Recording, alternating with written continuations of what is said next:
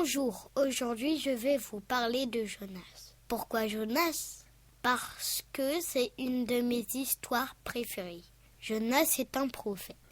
Ça veut dire qu'il parle de la part de Dieu. Du haut du ciel, Dieu parle à Jonas. Il lui dit d'aller dire aux gens de Ninive de se repentir. Parce qu'il faisait plein de choses pas bien. Et là, Jonas, il n'est pas d'accord. Il veut pas y aller. Et il l'embarque sur un bateau qui va à Tarsis, c'est-à-dire à l'opposé.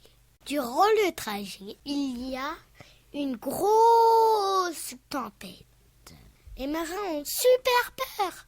Ils se demandent pourquoi cette tempête est arrivée.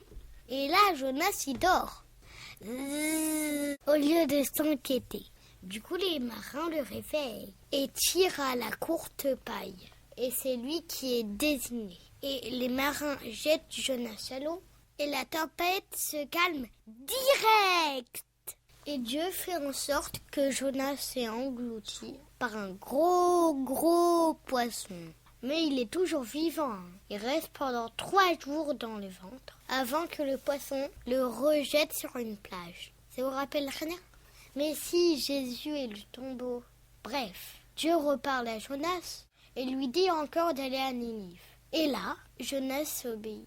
Il parle aux habitants de Ninive et ils se repentent devant Dieu de toutes leurs bêtises. Du coup, Ninive n'est pas détruite. Vous pensez que Jonas est content ? Ben non, Jonas n'est pas content. Il est tellement pas content qu'il préfère demander à Dieu de mourir. Bizarre. Donc en fait, Jonas, il est très spécial. C'est un prophète, mais il n'est pas d'accord avec Dieu. Quand Dieu veut être gentil avec les habitants de Ninive. Et il a fallu qu'un gros poisson l'avale pour qu'il obéisse. Et nous, est-ce qu'on obéit à Dieu ? Est-ce que Dieu va devoir nous envoyer un poisson pour obéir ? Attention, hein, il peut le faire. Voilà, l'histoire est terminée.